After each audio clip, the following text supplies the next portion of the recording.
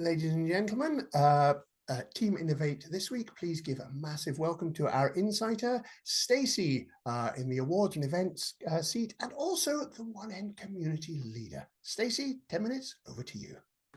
Thanks, Keith. So this morning, I am going to take my community leader hat on for 1N, and I'm going to help the idea of this insight. Yes, it gives you a bit of an understanding into what I do and how to be visible, but this really is for you guys. So I want you to make loads of notes. I want you to have lots of questions, and I want you to jump in my inbox and absolutely grab a one-to-one if anything that we don't, if you want to discuss anything that we go through. So today's topic is, do you want to get more from your networking? Because we all turn up for 90 minutes every week. We all get that little nudge, probably midweek, from the influencers and your team leaders and all those kind of things saying, have you got any visitors? And actually, I want you to kind of rethink what you're doing within 1N so that it absolutely is growing your visibility and growing your business as well. Does that make sense? So I'm going to share with you first a little story, which comes from my second ever networking meeting. And this was about 15 years ago. It was a networking meeting for mums in business. I didn't really want to go. I was a mum. I thought everyone was going to be looking at how I was dragging up my children. It wasn't quite like that. There was good coffee and a very loud soft play. But in I walked, and there was a lady there who was very passionate about shabby chic. Do you remember when that was all the rage a few years ago? And we had a one-to-one, and she talked at me for 20 minutes about shabby chic furniture. And I'll be honest, I sat there thinking this has absolutely nothing to do with my business. I have no idea about shabby chic. I don't want to know about shabby chic. And I certainly don't want to buy any furniture. So I'd kind of, after about 10 minutes, switched off being spoken at.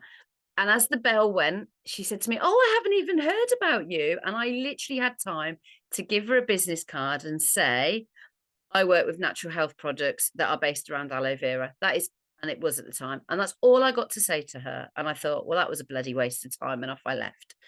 2 weeks later, she rang me and said, that aloe vera stuff, can I order 700 bottles? And I was thinking, what the blooming heck's she doing with this shabby chic and aloe vera? Turns out what she hadn't said was her day job was a receptionist for a skincare clinic, laser clinic. And the doctor had tasked her with finding aloe vera. Now, one of my colleagues, when I rang up really happy that I got this 700 product thing, said, I've been into that clinic. I've been in there. I've spoke to the doctors. And she was really angry. Who did you speak to? And I said, oh, Debbie, receptionist. But she's just the receptionist, was the answer my colleague said. And so therefore, that's why I got the order, because I'd given her time. Yes, I heard about shabby chic for 20 minutes, but she felt like she owed me something in a way. And actually, when the doctors had said to her, who do you know? She went, I know this person. So I got the order and my colleague didn't. And I just want to leave that with you because there are a couple of things you can take from that story. What did I learn? Well, don't discount anybody in a meeting. There might be people sat here in this meeting today where you think, I've just not, I just don't network with them. I can't, I've got no, there's no connection. Actually, there will always be a way for you to refer that person. And the other thing, and I know there's a couple of network marketers in here, is don't discount network marketers because they have the biggest network of people that you will know. They know someone that does everything. So there you go. There's a couple of quick tips. But I'm going to talk about you and your 60 seconds. Is your 60 seconds the same thing each week? Are you specifically asking your fellow members what you want or what you need? Are you letting them know? This is your opportunity to train us. Your 60 seconds is about training us to be your marketing team, to be your eyes and ears, so that when they do hear about, oh, my pension's due next year. Right. Okay. Sam, Ifa, come on. This is who we need. Because Sam will have told us that that's the person she's looking for.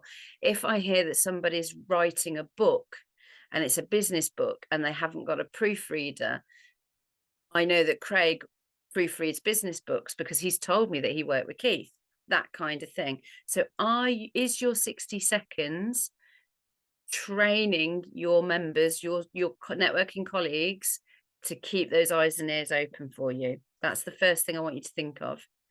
I always start my 60 seconds with, "Hi, I'm Stacey Calder. I help people get visible online, in print, and through events." I always start with that, but I always change it up. So this week I was looking for mavericks and powerhouses that feel icky, that kind of thing.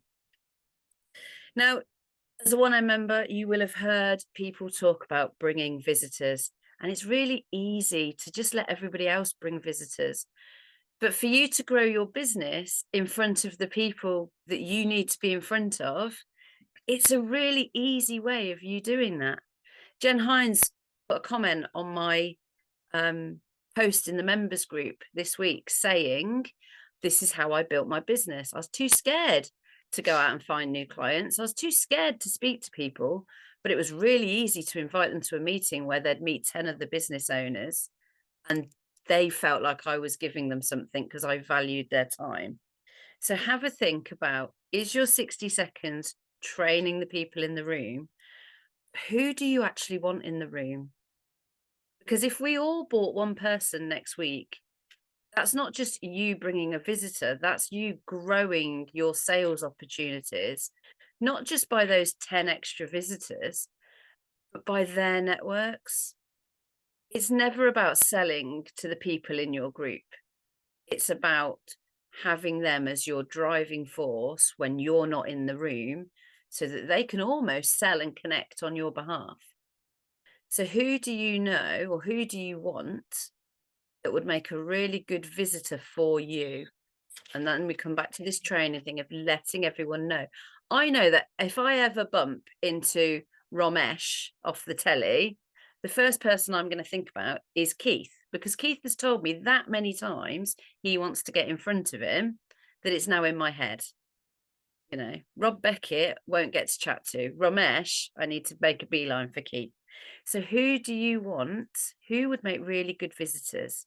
Something else you might have seen this week is where somebody in another 1N group is a travel agent, and she said, "I work really well with wedding industries."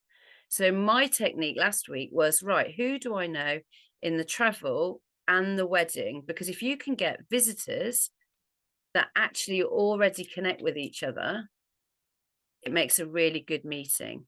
So have a think. Craig, proofreading, he would probably work really well if we got some printers, some magazine editors, some graphic designers. He'd almost have his own little cohort there of all things book publishing. So train us. Don't just think about visitors as bums on seats. I didn't invite Claire here today because I wanted a bum on a seat and I want her to join. I invited her here today because I use her.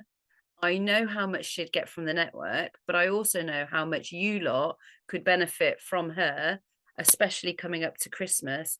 And I also wanted to do some other stuff with 1N. So I've kind of like, schmoozed her in a little bit. She knows this, it's fine.